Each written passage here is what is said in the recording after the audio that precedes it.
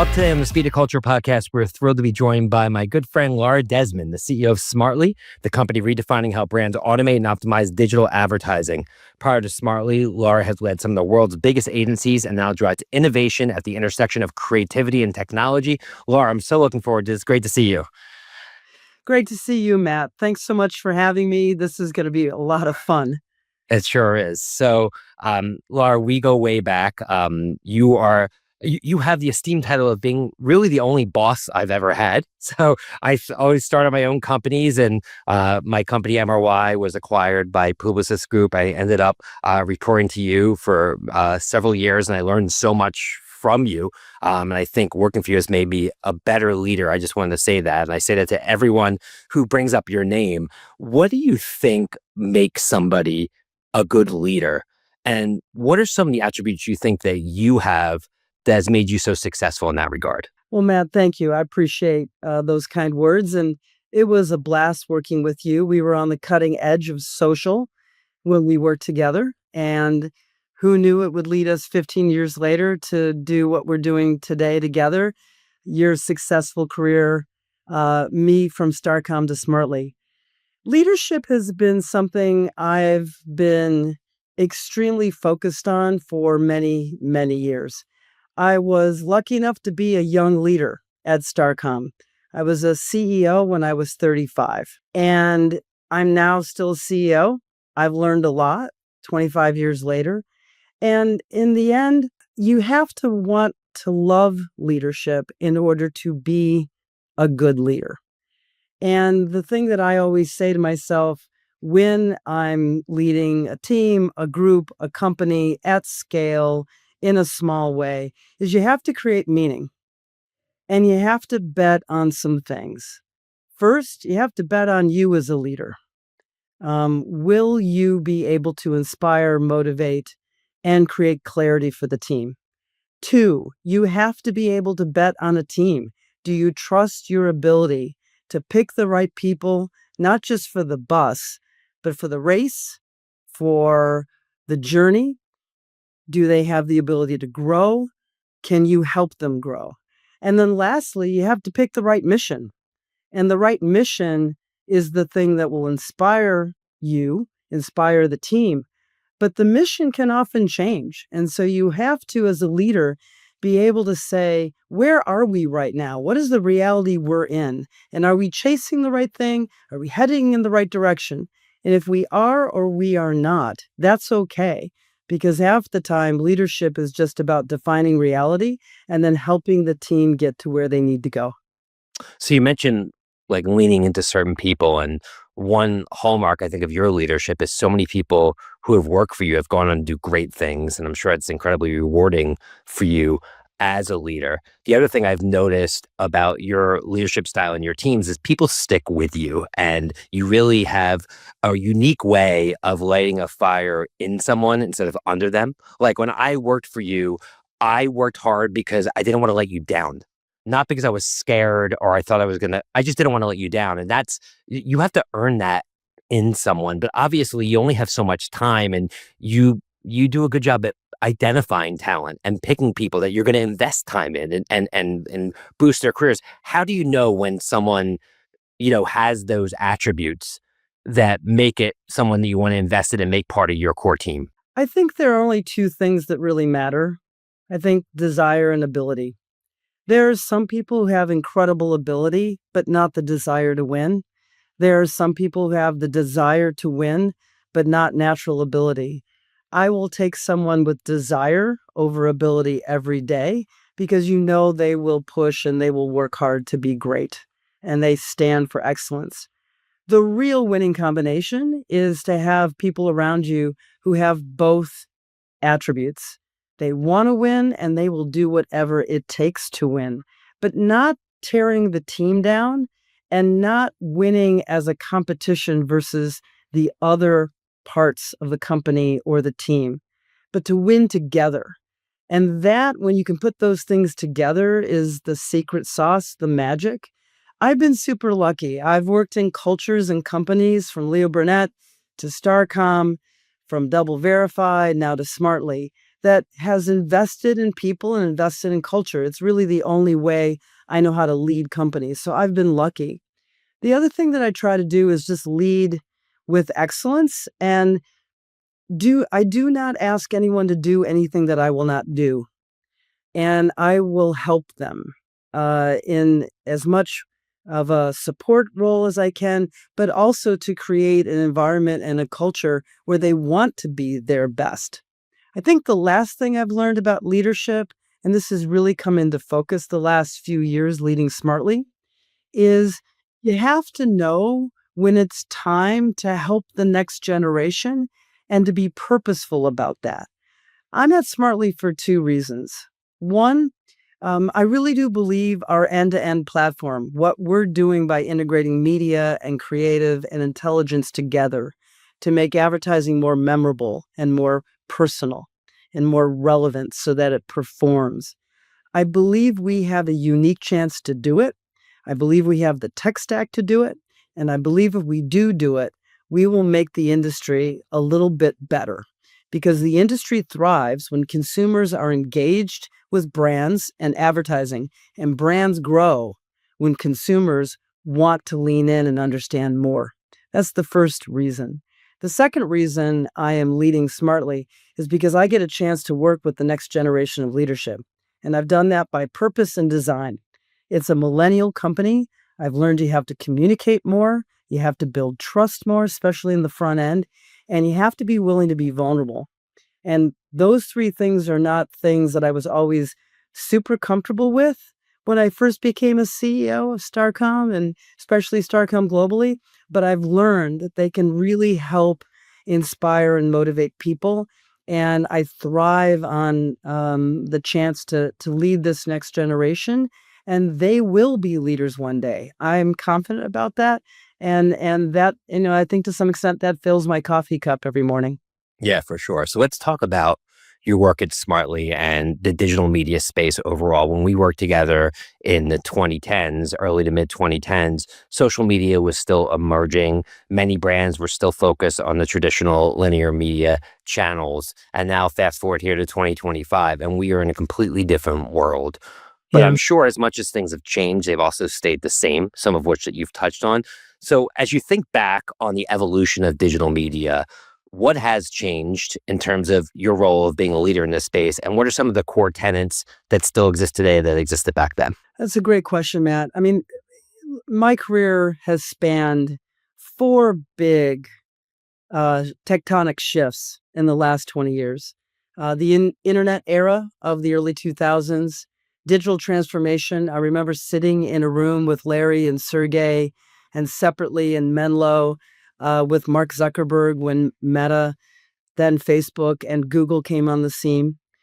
The mobile transformation era, when suddenly we were confronted with the idea that people could get all the information they needed on a small screen in front of them. And that led to really the social era and the commerce era that we live in today. And now the era of AI. I think of the four, AI by far is the most disruptive. And that says a lot because we have lived through those eras together at Publicis, as well as you going on to found a new company. AI is transformational because it will give people the power to create, to enhance, and it will speed culture. It will speed people's consumption of information, and it will change the way we work. From an advertising standpoint, I think AI is going to change how brands build relationships with consumers.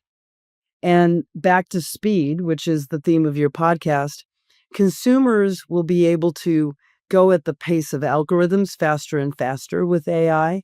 Consumers will be able to be creators themselves, and they will be able to interact and engage as deeply as they want to from a creative standpoint. And I think ultimately what you'll see is brands that thrive during this era will need to create way more engaging creative that delights, that gives people the chance to shop, click, and buy, and gives people the chance to be entertained, whether it be short form or long form. It's a new model now that marketing will have to embrace. And I'm not 100% sure Fortune 500 companies or any companies that have been building their brand marketing efforts over the last 15 to 150 years are ready for it. It will be as disruptive for them to learn how to use AI to drive creative performance and to drive creative power as it has been for them to figure out how to advertise with mobile, advertise in digital transformation, even the beginning of TV in the 1950s. We've got our work out ahead of us in the industry. We have our work at Smartly out ahead of us. But I do believe our technology stack and the value that we provide full funnel and cross-channel for marketers will help ease that burden, will help them incorporate AI tools much more easily, and will help them with more intelligent creative and be able to drive performance, brand growth, as well as loyalty and love. Yeah, I want to get into some of the kind of smartly product attributes. One area that I'm sure fits into your overall roadmap is the area of hyper personalization. So I think one area AI is going to unlock is sort of one, a new expectation from consumers that what we've talked about personalization for so long, as you know, but now it actually can be delivered at scale where what you see, what you experience should be based upon what you care about. And I think so many brands have tried to execute it, but couldn't. How do you feel about personalization? I guess my second point is what role can AI play at kind of facilitating that? And how does that play into, I guess, your future vision at Smartly? Sure. Look, the world doesn't necessarily need more ads. It needs smarter ones. It needs more intelligent ones. It needs smarter advertising or what Smartly calls intelligent creative. That's always on, that's always learning, that is adaptive and is able to, you know, run at the pace and speed of consumers and the algorithms that allow them to like and share content and creative all day long. It is not possible to do that with hands alone anymore. You need a technology stack. You need an end-to-end platform that can go from idea to ad to orchestrating a campaign in seconds. And that's what Smartly is, and that's what we've built. In terms of, AI, I think there's a left brain component to it and a right brain component to it. From a marketer standpoint, AI will unleash productivity. We have built into our platform today the ability to do background refresh, text, pricing, real-time pricing. If you're a e-commerce company or you are pricing on a dynamic basis every second, every hour. And many of these types of clients are working with us because we're able to dynamically build that into the feed so that it just happens fed by algorithms in real time. You need to have that type of AI at your fingertips. And that is something that we invested in, began testing a little bit more than a year ago, and is now just part of our feature set inside the platform. We're also working on advanced AI techniques around video assembly. Our belief is that more and more consumers will spend time not just with video, but short form and long form video that spans across social and commerce and CTV. And so as we've expanded from a core social company, which was what Smartly was 13 years ago, to now include commerce as well as now CTV integrations, we believe the ability to, on the fly in real time, edit video, assemble video, publish video, take a 7-second TikTok and know what works there and be able to turn it into a 30-second ad and a 30-second ad and understand what's working there and be able to turn it into a shorts, a reels, and a TikTok simultaneously. That will be enormously enabling to marketers, that will increase productivity, that will cut down on workload, and that will allow their talents, their strategic minds to free up and spend time working on the big idea, working on the next campaign, and more strategic pursuit, which drives growth. So that's the IQ of it all. That's the side of the brain that really gets to the productivity. AI is also going to unleash exponential ability to create, to enhance human creativity, for humans and people to use machines to give them a different starting point, to allow them to generate lots of different options and revise their work quickly. But it won't replace human touch. It won't replace human creativity. It just enhances it and accelerates it. That's super exciting because we know from our research that consumers want two things from brands. One, 76% want brands to give them personalized experience, to know them. They expect it now. And over 2/3 expect the brands respect their privacy. So you have this twin tower, if you will, of expectation. A consumer wants a brand to know me. They want a brand to respect me. And that means more engaging, more personal, more memorable, creative that doesn't cross the line on privacy or frequency, but learns from what people are engaging with, what they're discovering, what they're shopping with, what they're buying with. And that type of intelligent creative, that is going to set the standard for the next decade of how brands need to go at the pace of culture, the pace of people, the pace that is possible with the volume and velocity of content that they expect and they want. This is like the renaissance of the advertising industry now. We should be embracing AI to facilitate and enhance. We shouldn't be worried about it replacing. The calculator did not replace the accountant. The telescope did not replace the astronomer. We are used to taking new devices and new tools and new technology, incorporating them into our work and our lives, and then making us better. That's how Smartly is thinking about AI. It will unleash productivity. It will unleash performance because it will make creatives so much better and personal, and it will give tools to creators and marketers to make their work operate at the pace of culture that people expect and the personalized experiences that they expect. Of course, a huge driver of all this, especially in terms of brands looking to differentiate, is data. You throughout your career have done so much in the area of data in terms of it being unleashed to help brands really, unlock their ultimate potential within their media spend. How are you looking at data and its importance in the AI era, and what roles does it play within the Smartly platform? Well, you can't have good AI without good models. And you can't have good models without data. It's the fuel. Smartly's platform is privacy compliant, built for the GDPR or the California Privacy Act world. We do not control data. We do not store it. We do not resell it.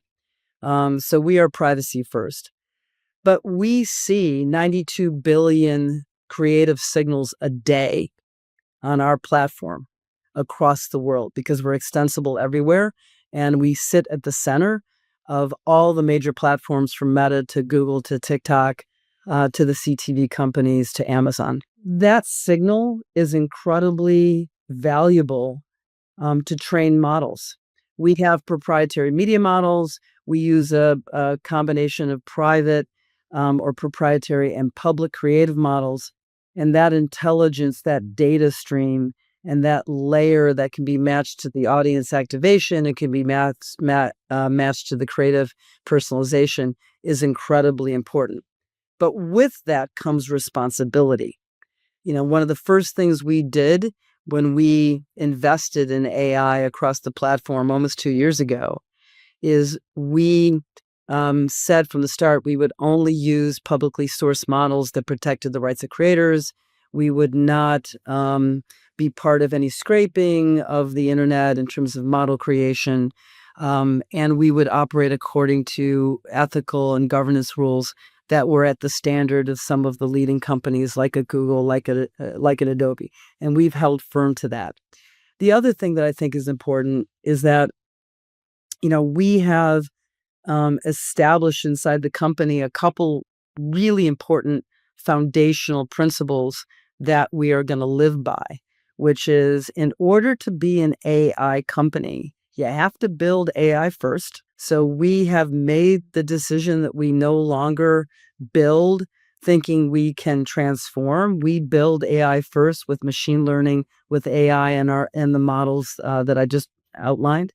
And secondly, we must be AI every day. So we've introduced a series of learning programs and talent development programs across the entire company. We're giving them not just enterprise accounts with ChatGPT and Gemini, but we are developing an entire curriculum around what it means to be an AI everyday company and an AI everyday individual, to set the bar differently. How can you walk in and talk to clients about using AI to drive intelligent creative if you're not AI proficient, if you're not living AI every day? We've challenged our talent team to figure out how to use AI to aggregate performance reviews. Huge time savings. We've challenged our marketing team to think about using AI in a different way to produce, assemble videos the way that we were talking about it. So we're quite serious about this. And we hope that in being serious, we're going to attract a different type of talent and a different type of client who wants to work with with a company that wants to be on the leading edge. In terms of a different type of client, I mean, how do you see the role of the CMO changing as a result of all of this? What are some skill sets that you think CMOs are going to have to develop? Because, as you know, that's a job that's constantly in the hot seat. And obviously, brands now more than ever or boards, I should say, are dissecting their spend and looking at their marketing spend and making sure it's efficient and driving business results. So, how do you see the CMO needing to evolve? I think the CMO role and the role of marketing will evolve significantly. I was reading a BCG report that came out over the last couple of months that boards think that marketing will be the number one transform functional area across the enterprise. And I believe that will be true. But it won't be just to enhance productivity. It will be to drive growth. We're working with a number of our clients like Uber, like Spotify, like Nike, like Disney, not to just make things more efficient, more productive, cut down workflow and time. We're working on projects around how do you take an advertising campaign that is extensible to 50 markets today and make it extensible to 100 markets with all the expectations around personalized creative, for the same overall level of time investment, staff investment. How do you make it possible to put the same number of hours into orchestrating a campaign for the year as you do now for 100,000 steps to orchestrate a campaign for 1 quarter or 1 month? These are the things that we're doing. If you can use AI to unleash productivity or to unleash the ability to build campaigns better, differently, and in more markets around the world, you're going to drive growth. And that is what a CMO has to make paramount for themselves and for the team. It's not a cost. It's not even an investment. Marketing dollars with AI power can drive growth and untapped business potential and untapped sales and untapped consumer loyalty. If you can get creative engagement right, if you can move to an always on, always learning, always testing approach, and if you can be more agile with your marketing and creative because you're more real time, you don't have to take so much time or steps just to get the same number of campaigns out. You can exponentially drive that. So, speaking of customers and customer relationships, we're recording this in early September, and it's on the eve of a big event that I believe you've had going on for a couple of years called Advance. Many big SaaS companies and Adobe, which you're on the board on, obviously familiar on, and other companies like Qualtrics and Salesforce have long held these customer events. And my assumption is they do it because it works. And that's probably why you're running your customer event. Tell me about Advance, what the impetus is behind it and why you think it's been so successful. Well, thank you, Matt. Last year was our inaugural year. We are back this year on September 17th out of Brooklyn. We're at the refinery in Domino. You can find out more at advancesmartly.com. But we convened Advance last year, and we're back this year after an enormous success in year one, because we really believe that advertising needs to change. It needs to move forward. Storytelling, creativity, technology are all coming together today and pointing a way to the future that cannot be satisfied by the conversation, by the tools, or by the models of the past. We're at an inflection point, and our view was bringing together or convening this forum around these big topics where you can have Meta, Google, TikTok, Pinterest, Amazon on stage all together, discussing how they improve safety, brand safety, and trust, and how they use AI responsibly. Where we can have creators and storytellers talking about what brands need to do now in order to stay relevant with consumers, because the old restrictions or requirements of branded entertainment are no longer true today, and brands have to change. And we will be doing that with the founder of Madison Wells, with the founder of Lemonada, and it will be a really interesting conversation, as well as the CEO of Sundance. We're going to be talking about the next generation of marketing, going at the speed of people and culture with Essie Eggleston at Unilever. And she is terrific, isn't she? We're just thrilled to have her. Um, and we'll be bringing it all together, talking about how we can rewire and rethink models and systems so that advertising can delight and engage consumers and help drive brand love and business growth for brands. So we're back even bigger this year. We're back not just to talk about Smartly, we're back to convene a forum of big ideas and a forum where some of the most important people can come and challenge the status quo.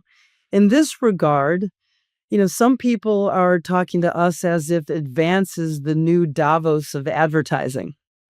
And that's very flattering. I love it in so many ways. It's very cool. On the other hand, it also makes me realize that when you convene a forum, when you bring people together, when you want to talk about ideas with the leaders that shape the industry, you have to deliver. So we plan to have a bigger and better Advance next week on Wednesday, but we also know our responsibility to bring this group of people and leaders together and make sure that we give them a voice and allow them to challenge everything. And that's what we're going to do, and we're looking forward to it. So to wrap up here, Laura, and this is as expected, been an incredible conversation, and it could go on all day, but I know you got a lot going on.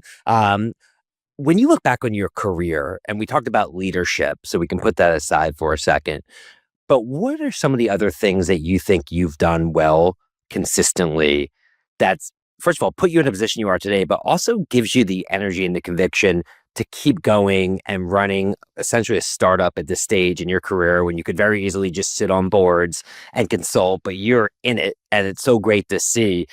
You don't do that unless you're successful and you love what you do.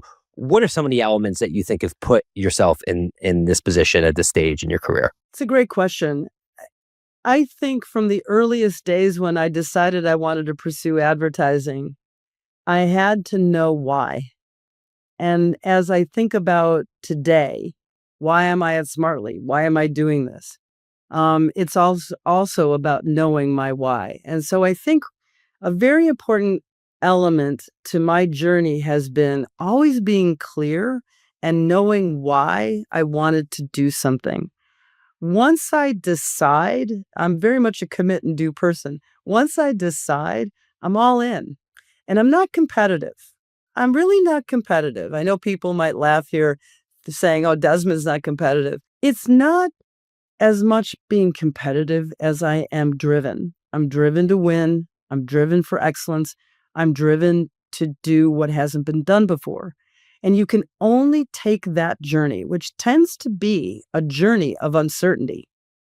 It is a journey. You never know if you're going to make it. I mean, one of the reasons I think we had such a nice relationship and the founders of the two companies that Smartly has acquired over the last couple of years are still with Smartly. We still have a great relationship is because I think I've always been able to tap into that founder energy. I'm a little bit like a founder, except I think I'm a bit more of a founder at scale, right? I like living in a world where I can organize and I can achieve and I can think about big missions and big goals and transform. But I love the actual journey too. And that's around why. It's why I got into advertising, because I believed advertising for good was not just about making people's lives better, but it was the underpinning of capitalism in so many ways. Advertising and free markets and brands and people, they need to thrive in order for a society to be free. And I wrote a paper about it when I was a freshman in college. And I think so much of that approach still stands today as I'm, very proud to run Smartly. So advertising is cool and it's good. And I think mostly I've just figured out, and I'm lucky, how to know my why. Yeah. So to wrap up here, Laura, we asked our guests on the podcast always if there's a saying or mantra that's kind of encapsulated their career journey to date. Just want to know, I'm sure you have no shortage of them, as many I've heard with you at a dinner over time, but would love to hear what comes to mind right now. I'm going to go with get shit done, because so much of the world talks about things, but the real leaders and the real folks who make it happen are the ones who just get shit done. Don't be afraid to try. Be fearless in your pursuit of your goal, of your dream. Take a step forward every day. Just get shit done. That's my mantra. I love that. And, especially in the world we're living right now, where, as you said many times today, things are moving so fast. If you don't get shit done, the world's going to pass you by and you're going to have a shoebox of ideas, but not a lot to show for it. 100%. 100%. Absolutely. Man. Well, Laura, this has been a fantastic discussion. I'm so appreciative of you taking the time, and really I'm appreciative for everything that you've done for me over my career. You continue to be an inspiration even to this day, and wishing you nothing but the best of success and luck with your upcoming event and everything you have going on. Thank you, Matt. I really appreciate it. Hope to see you next week at Advance on Wednesday, September 17th in Brooklyn. And if not, I definitely will see you along the way. You've been an inspiration too. Thanks so much. Thanks so much, Laura. On behalf of Suzy and our team, thanks again to the great Laura Desmond, CEO of Smartly, for joining us today. Be sure to subscribe, rate, and review the Speed of Culture podcast on your favorite podcast platform. Until next time, see you soon, everyone. Take care. The Speed of Culture is brought to you by Suzy as part of the Adweek Podcast Network and Acast Creator Network. You can listen and subscribe to all Adweek's podcasts by visiting adweek.com/podcasts. To find out more about Suzy, head to Suzy.com. And make sure to search for The Speed of Culture in Apple Podcasts, Spotify, or anywhere else podcasts are found. Click follow so you don't miss out on any future episodes. On behalf of the team here at Suzy, thanks for listening.